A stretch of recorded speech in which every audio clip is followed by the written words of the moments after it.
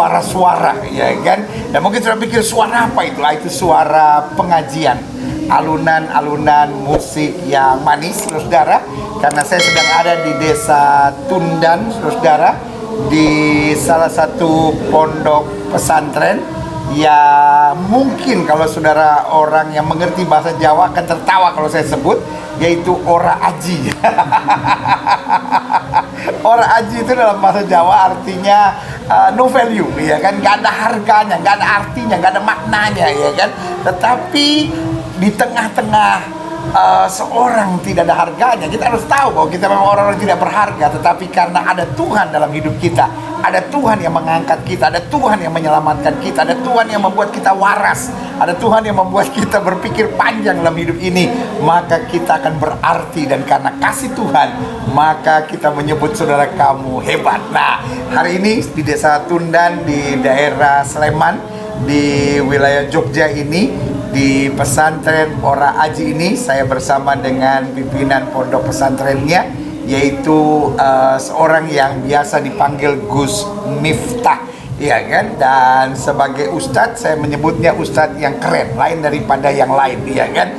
Gayanya biasa pakai kacamata hitam, ya kan. Tidak mau silau dengan harta kekayaan dunia, ya kan. Jadi kenapa harus pakai kacamata hitam? Karena dunia bisa menyilaukan, ya kan. Tetapi kalau adem mata kita, maka hati kita juga akan adem. Nah, kita jumpai Gus Miftah. Gus, terima kasih. Saya yang terima kasih. Sudah ada sate di sini, ada. Jadi hari ini momen spesial karena saya buka puasa ditemani sama Pendeta Gilbert. Wah, luar biasa. Dan yang namanya hebat, ya kan? Dan yang lebih hebat lagi, saya tahu kapan janjiannya. Jadi pendeta keren karena beliau mau datang pas saya buka puasa.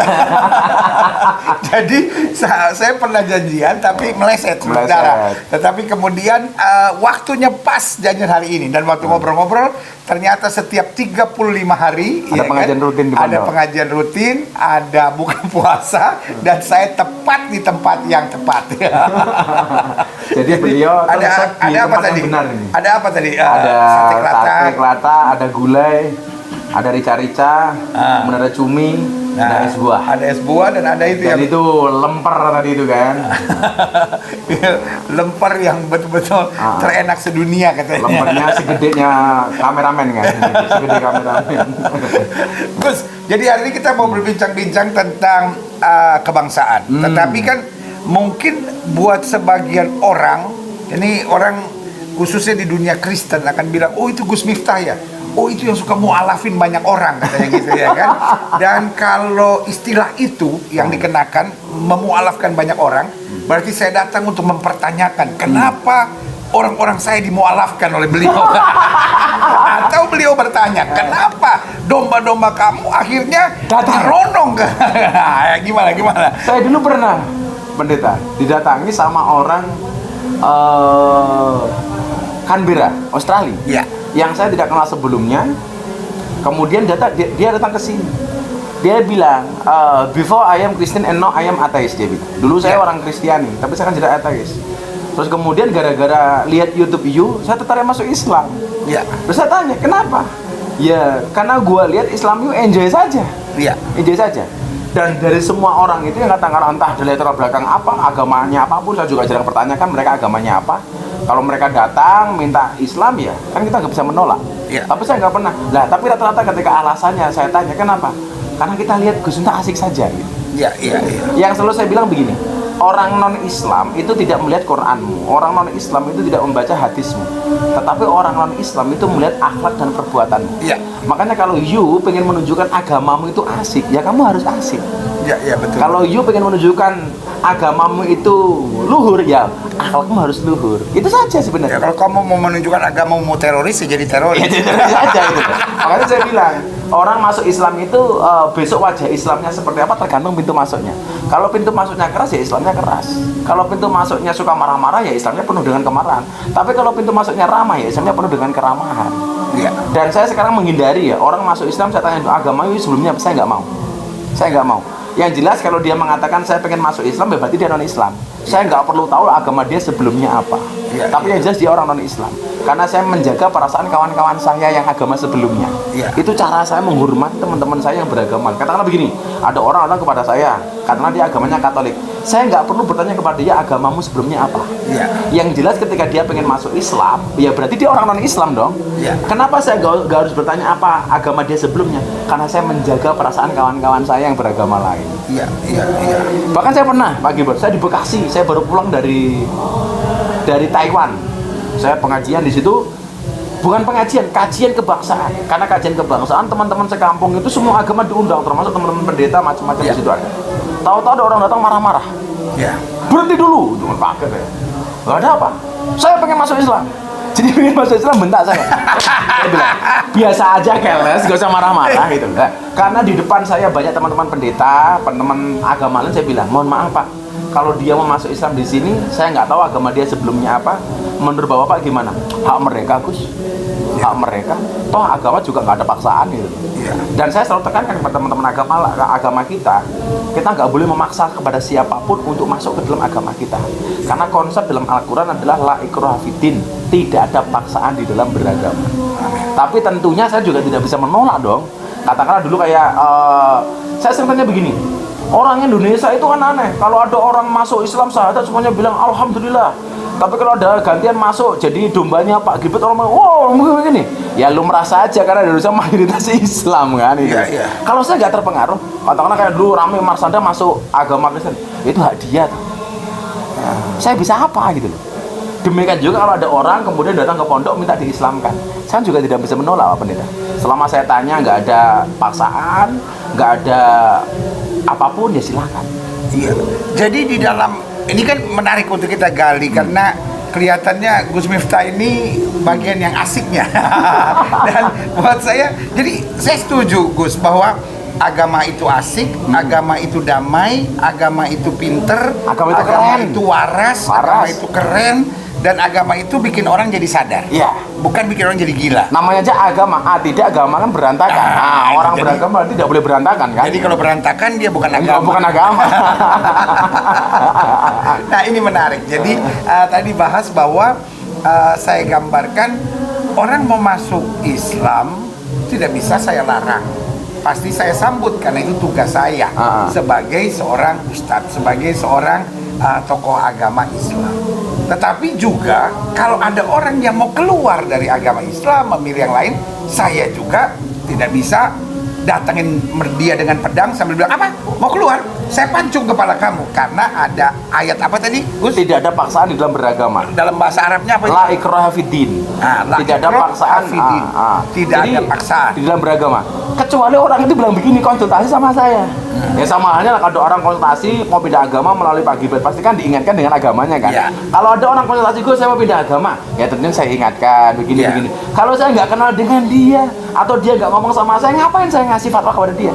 Saya punya prinsip jangan pernah memberikan fatwa kepada orang yang tidak minta fatwa. Ini menarik, ini seru. Ini seru. Jangan pernah memberikan kasih fatwa sate kelatak kepada orang yang nggak minta sate kelatak. Mintanya sate babi dikasih sate kelatak. Jangan pernah memberikan nasihat kepada orang yang tidak minta nasihat. Untuk apa? Dan itu yang bikin kadang-kala Indonesia ini gaduh. Iya, karena orang menempatkan dirinya sebagai penasihat. Orang menempatkan dirinya sebagai pemberi fatwa.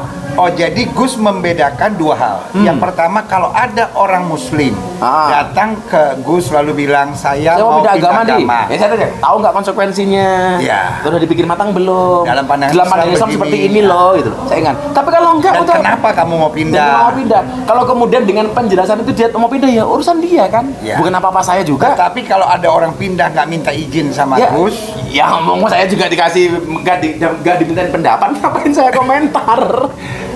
ini namanya Pancasila, saudara, ya kan?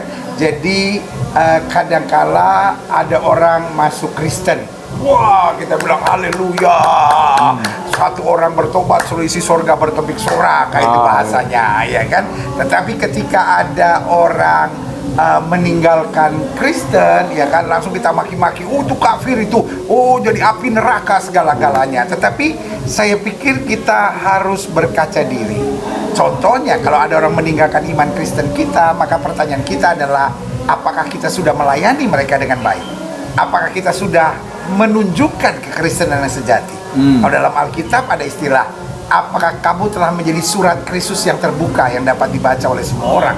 Apa orang bilang, orang Kristen suka menghakimi, orang Kristen nakutin, apa nggak boleh, ini nggak boleh, itu nggak boleh, ini nakutin banget. Dan itu tadi bahasanya, bahwa agama harusnya membuat orang keren, membuat orang asik, membuat orang waras, membuat orang pintar, dan membuat orang akhirnya membawa damai dimanapun. Nah, gimana Gus? Ya kalau saya kan begini, teman-teman saya yakin kok teman-teman saya di Kristiani, di Katolik tahu begitu banyak orang yang kemudian datang ke saya untuk dimualafin katakanlah. Yeah. Saya waktu itu ada dari Belanda Ramadan kemarin, kalau dia ateis, ateis, dia bilang I will be Muslim. Loh kenapa saya bilang gitu? Saya sebenarnya nggak suka dengan Islam. Saya udah belajar Islam 7 tahun dan saya nggak suka dengan Islam, dia bilang. Tapi saya terus belajar sampai kemudian saya mendapati di dalam sebuah video ini menarik buat saya. Akhirnya saya memutuskan masuk Islam. Agama apa? Saya ateis, nggak percaya dengan Tuhan sebelumnya. Dan ternyata fine. Demikian juga yang lain. Ketika saya tanya kenapa masuk Islam, gara-gara lihat YouTube-nya Gus Miftah. Padahal dalam semua ajaran saya ngaji, saya nggak pernah bergabung ke agama saya. Bahkan Pak Gilbert, Deddy Corbuzier mau masuk Islam saya tolak 3 kali. Saya nggak mau kemudian dia masuk Islam teman main-main. Dia teman saya, bro, I will to be a Muslim. Nggak usah. Jadi orang Islam itu berat, Ferguson. Cukup aku saja, kamu nggak akan kuat. Jangan begitu, Bambang. Saya tolak. Tapi begini ya saudara, saya khawatir nih ketika ini tayang, kita berdua musuhnya banyak. Nah, ya kan? Karena yang Kristen bilang, karena ini topik yang sensitif saudara, bicara tentang mu'alaf atau murtad. Nah, ya kan? Ini kayaknya saya mau bikin judul mu'alaf atau murtad aja ini. Mu'alaf ya kan? atau murtad. Nah, ya kan? Ini karena gini, ketika disebut mu'alaf, ya kan? Mungkin di bagian kita disebutnya, wah murtad dia, ya kan? Demikian juga sebaliknya. Tapi ketika menurut kita bertobat, ya kan? Murtad. Menerima Kristus di kalangan Gus Miftah, murtad itu darahnya halal, itu karena bahasa yang paling ngeri, darahnya halal. Pokoknya ya. Nah, tetapi saudara gue kasih dalam Tuhan, ini kita bicara tentang murtad dan mu'alaf dengan tertawa-tertawa, saudara-saudara, karena akhirnya yang saya percaya bahwa ayat tadi itu apa itu? La ikraha fiddin. La ikraha fiddin, bahwa tidak ada pemaksaan dalam beragama, karena kalau dalam iman Kristen kan dikatakan jelas tidak ada seorang pun dapat mengaku Yesus Kristus Tuhan kecuali oleh Roh Kudus, ya kan? Jadi artinya jelas, tidak setiap orang dipilih Tuhan, setiap orang ada jalannya masing-masing, tetapi yang penting tadi tugas kita adalah membawa agama yang damai, beragama dengan sehat, dengan waras, dengan tenang dan menyejukkan. Nah, lalu bahkan dalam Al-Qur'an itu ada ayat begini. Faman syaa falyu'min, faman syaa falyakfur. Yang mau beriman beriman lah, yang mau kafir kafir lah. Tuhan itu demokratis kasih pilihan, tentunya dengan konsekuensinya masing-masing gitu. You mau beriman, sok atuh, mau kafir sok atuh. Dengan konsekuensinya masing-masing. Maka kita nggak boleh memaksakan keimanan